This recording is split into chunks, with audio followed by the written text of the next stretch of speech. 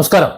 VD. Satheesan സർക്കാർ അധികാരത്തിൽ വന്ന ശേഷം ഒരു മാസത്തിനുള്ളിൽ നടപ്പിലാക്കിയ ചില പ്രവർത്തനങ്ങൾ കാണുമ്പോൾ ഈ സർക്കാരിനെ അഭിനന്ദിക്കാതിരിക്കാൻ പറ്റുന്നില്ല.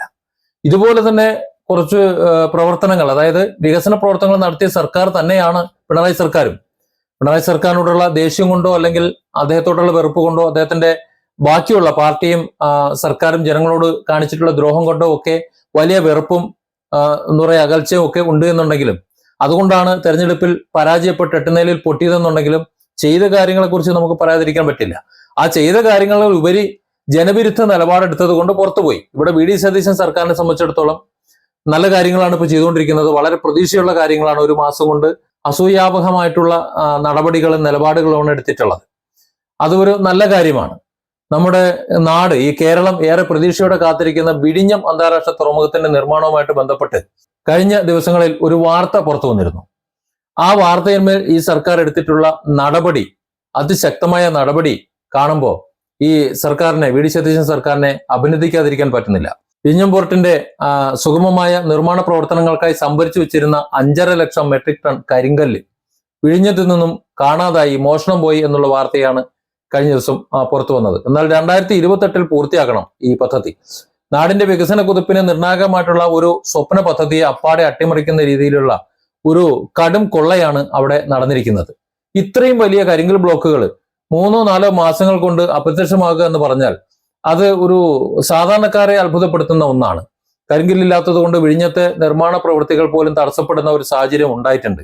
എന്നാൽ ഇവിടെയാണ് നമ്മൾ പുതിയ സർക്കാരിന്റെയും നമ്മുടെ മുഖ്യമന്ത്രിയുടെയും ഒക്കെ ഭരണമികവും അതുപോലെ നിശ്ചയദാർഢ്യവും ഒക്കെ എടുത്തു കാണേണ്ടത്.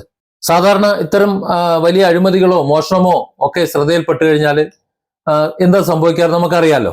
വകുപ്പ് തല അന്വേഷണം പ്രഖ്യാപിക്കും. ആ അന്വേഷണമാകട്ടെ വർഷങ്ങളോളം അന്വേഷണം നീണ്ടുപോകും. ഇതിനിടയിൽ കുറ്റക്കാരായിട്ടുള്ള ഉദ്യോഗസ്ഥർ സസ്പെൻഷനോ കാലാവധിയൊക്കെ കഴിഞ്ഞിട്ട് വീണ്ടും സർവീസിൽ കയറും. അതല്ലെങ്കിൽ വിരമിച്ച് പെൻഷനും വാങ്ങി വീട്ടിൽ സുഖമായി ജീവിക്കും. എന്നാൽ ഈ പുതിയ സർക്കാർ ആ പഴഞ്ചൻ ശൈലിയെല്ലാം അപ്പാടെ തിരുത്തി കുറിച്ചിരിക്കുകയാണ്. വിഷയം ഒരു മുഖ്യമന്ത്രിയുടെ ശ്രദ്ധയിൽപ്പെട്ട ഉടൻ തന്നെ ഇതിന്റെ പിന്നിൽ പ്രവർത്തിച്ച അരുൺ മോഹൻ ഉൾപ്പെടെയുള്ള 5 ഉദ്യോഗസ്ഥരെ കൃത്യമായി കണ്ടെത്തി അവരെ ഒരു ദാക്ഷിണ്യവുമില്ലാതെ സർവീസിൽ നിന്ന് നേരിട്ട് അങ്ങോട്ട് പിരിച്ചുവിട്ടു. PSC വഴി കയറി വന്ന ഉദ്യോഗസ്ഥരാണെങ്കിൽ പോലും പൊതുമുതൽ കൊള്ളയെടുക്കുന്നവർക്ക് ഈ സർക്കാരിൽ യാതൊരു ദാക്ഷിണ്യവും ഒരു സംരക്ഷണവും ഉണ്ടാകില്ല എന്ന ശക്തമായ പ്രഖ്യാപനമാണിത്. സാധാരണ നമുക്കറിയാം ഈ ഉദ്യോഗസ്ഥന്മാരെ എന്തിനാ നിയമിക്കുന്നതെന്ന്. അവർക്കത് ഓർമ്മയില്ല എന്നുണ്ടെങ്കിൽ ജനങ്ങളുടെ ജീവിതം, അവരുടെ ആവശ്യങ്ങൾ ഇവിടെ ഈ നമ്മുടെ സംസ്ഥാനത്ത് അവർക്ക് യാതൊരു തടസ്സവുമില്ലാതെ നിയമ തടസ്സങ്ങള്, മറ്റ് ഭക്ഷണം, പാർപ്പിടം, വസ്ത്രം, ഇങ്ങനെയുള്ള ജീവിത സാഹചര്യങ്ങൾ ഇതൊക്കെ കൃത്യമായി നടപ്പിലാക്കുന്നുണ്ട് എന്ന് ഉറപ്പുവരുത്താൻ, അവരുടെ ജീവിതം സുരക്ഷിതമായി ജീവിക്കാനൊക്കെ വേണ്ടി എന്തൊക്കെ സർക്കാർ പ്രവർത്തനങ്ങൾ കാഴ്ചവെക്കണോ അതിനൊക്കെ വേണ്ടിയിട്ടാണ് ഈ പറഞ്ഞ ഉദ്യോഗസ്ഥരെ നിയമിച്ചിട്ടുള്ളത്. അത് അങ്ങനെ നടക്കുന്നുണ്ടെന്ന് ഉറപ്പുവരുത്താനാണ് നമ്മൾ തെരഞ്ഞെടുത്ത് ഭരണാധികാരികൾ അങ്ങോട്ട് വിടുന്നതും. നിർഭാഗ്യവശാൽ ഈ ഉദ്യോഗസ്ഥന്മാർ നമ്മുടെ തലക്കേറിയിരുന്ന് നിരങ്ങുകയാണ്. നമ്മളെ അടിമകളാക്കി കണ്ടുകൊണ്ട് അങ്ങോട്ട് പോ, ഇങ്ങോട്ട് പോ, അത് കൊണ്ടുപോ, ഇത് കൊണ്ടുപോകാന്ന് പറഞ്ഞ് ഇങ്ങനെ അടിക്കുകയാണ്. അവർ ശമ്പളം കൊടുത്ത് നമ്മളാക്കിയിട്ടുള്ളത് അവർ ഉത്തരവാദിത്വം നിർവഹിക്കാൻ വേണ്ടിയിട്ടാണ്. അങ്ങനെ ഉത്തരവാദിത്വം നിർവഹിക്കാൻ അവർക്ക് പറ്റില്ല എന്നുണ്ടെങ്കിൽ അവൻ ആ സ്ഥാനത്ത് ഇരിക്കാൻ യോഗ്യനല്ല എന്നുള്ളതാണ്. അത് ചെയ്യാം എന്ന് പറഞ്ഞിട്ടാണല്ലോ ശമ്പളം വാങ്ങി അവിടെ ഇരിക്കുന്നത്. അതുകൊണ്ട് തന്നെ അത് ചെയ്തില്ല എന്നുണ്ടെങ്കിൽ എന്തായാലും സർവീസിൽ നിന്ന് പുറത്താക്കണം. അതിന്റെ കൂടെ മോഷണം കൂടി ആയല്ലോ. സർക്കാരിന്റെ മുതൽ എന്ന് പറഞ്ഞാൽ ജനങ്ങളെ മുതൽ, അവന് ശമ്പളം കൊടുക്കുന്ന ആൾക്കാരുടെ മുതൽ മോഷ്ടിക്കാൻ കൂടെ ചെയ്തു കഴിഞ്ഞാൽ അങ്ങനെ ഉണ്ടാവും. പിന്നെ വെച്ച് ഉറപ്പിക്കാൻ പറ്റൂ. ഇത്തരം കടുത്ത നടപടികൾ സ്വീകരിക്കാൻ ഭരണഘടന നൽകുന്ന പ്രത്യേക അധികാരമുണ്ട്. ആ അധികാരം കൃത്യമായി പ്രയോഗിക്കാൻ വേണ്ടി സർക്കാർ കാണിച്ചിട്ടുള്ള ആർജവം, അതിനാണ് നമ്മൾ അഭിനന്ദിക്കേണ്ടത്. മുൻകാലങ്ങളിൽ അഴിമതിക്കാർക്കെതിരെ സസ്പെൻഷൻ നടപടികൾ അല്ലെങ്കിൽ അതുപോലെ അന്വേഷണങ്ങളൊക്കെ നമ്മൾ ഇതിനു മുമ്പ് കണ്ടിട്ടുണ്ട്. ഇത്തരത്തിൽ ജോലിയിൽ നിന്ന് പിരിച്ചുവിടപ്പെടുന്ന ഒരു ധീരമായ ഒരു നടപടി, അത് ഇപ്പോൾ ഈ അടുത്ത കാലത്ത് അല്ലെങ്കിൽ ആദ്യമായിട്ടാണ് നമ്മൾ കാണുന്നത്. അഴിമതിക്കാരെ വെച്ച് പൊറുപ്പിക്കില്ല എന്ന കാര്യത്തിൽ പുതിയ സർക്കാരിന് വിട്ടുവീഴ്ചയില്ലാത്ത നിലപാടാണ് ഉള്ളത് എന്ന് ഇതിലൂടെ തെളിഞ്ഞിരിക്കുകയാണ്. നാടിന്റെ വികസനത്തോടുള്ള ഒരു സർക്കാരിന്റെ പ്രതിബദ്ധതയാണ് ഈ വേഗത്തിലുള്ള നടപടിയിലൂടെ വ്യക്തമാകുന്നത്.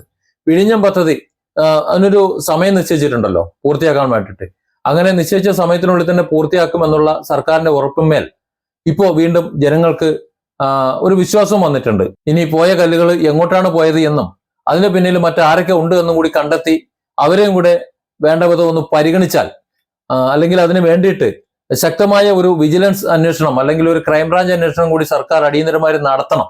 കാര്യം അവർക്കും കൂടി ഈ സമ്മാനം കിട്ടേണ്ട വിധത്തിലുള്ള സമ്മാനം അവർക്ക് കൊടുക്കണമല്ലോ. അങ്ങനെ നടത്തുമെന്നാണ് ജനങ്ങൾ പ്രതീക്ഷിക്കുന്നത്. അഴിമതി തുടച്ചു നീക്കി നാടിനെ വികസനത്തിലേക്ക് നയിക്കാൻ ഒരു സർക്കാർ, ഒരു പുതിയ സർക്കാർ കാണിക്കുന്ന ഈ ഒരു ഭരണ മികവും ദീർഘവീക്ഷണവും ഒരൊറ്റ വാക്കിൽ പറഞ്ഞാൽ സമാനതകളില്ലാത്തതാണ്. സർക്കാരിന്റെ ഈ മാതൃകാപരമായിട്ടുള്ള നടപടിക്ക് എല്ലാ അഭിവാദ്യങ്ങളും അർപ്പിക്കുകയാണ്. കാരണം പിണറായി സർക്കാർ കുറെ വികസന പ്രവർത്തനങ്ങൾ നടത്തി. അല്ല, അഴിമതി ഉണ്ടാകാം, കാശടിച്ച് മാറ്റിണ്ടാവും, എല്ലാം ഉണ്ടാവും. പക്ഷെ എടുത്ത് കാണിക്കാൻ കുറച്ച് കാര്യങ്ങൾ ചെയ്തിട്ടുണ്ട്. ആരും ചെയ്യാത്ത ചില ഒറ്റപ്പെട്ട ദ്വീപിലേക്ക് പോലും, വളരെ യാത്രാ സൗകര്യം ഇല്ലാതിരുന്ന ദ്വീപിലേക്ക് പോലും പാലങ്ങൾ നിർമ്മിച്ചുകൊണ്ട് ആ യാത്രാ സൗകര്യങ്ങൾ ഉണ്ടാക്കി കൊടുത്തിട്ടുണ്ട്. അങ്ങനെ ഒത്തിരി കാര്യങ്ങൾ ചെയ്തു. പക്ഷെ എന്നിട്ടും ആ സർക്കാർ ജനങ്ങളിൽ നിന്ന് അകന്ന്, അല്ലെങ്കിൽ ജനങ്ങൾ അകറ്റി 8 നിലയിൽ പൊട്ടിച്ച് വീട്ടിലിരുത്തിയെന്നുണ്ടെങ്കിൽ അത് അവരുടെ സർക്കാരിന്റെ സ്വഭാവ ദൂഷ്യം കൊണ്ടാണ്. അവരുടെ പ്രവർത്തനം ജനങ്ങൾക്ക് സഹിക്കാൻ പറ്റാത്തത് കൊണ്ടാണ്. ഇപ്പൊ ഈ വി ഡി സതീശൻ സർക്കാർ 1 മാസം പ്രായമായിട്ടുള്ളൂ. അതിലേക്ക് പോകാതെ ഇതേ ഒരു നിലപാട് ജനകീയമായി തുടർന്നു കഴിഞ്ഞാൽ ഇനി മറ്റൊരു സർക്കാരിനെ ജനങ്ങൾ പ്രതിഷ്ഠിക്കില്ല എന്നതും ഉറപ്പാണ്. ഏതായാലും ഒരു സർക്കാരിന്റെ ഉത്തരവാദിത്വം എന്താണ് എന്ന് കൃത്യമായി ബോധ്യപ്പെട്ട് പ്രവർത്തിക്കുന്ന ഈ സർക്കാരിന്, വി ഡി സതീശൻ സർക്കാരിന് എല്ലാ അഭിനന്ദനങ്ങളും. Different angles. Don't forget to subscribe and support this channel.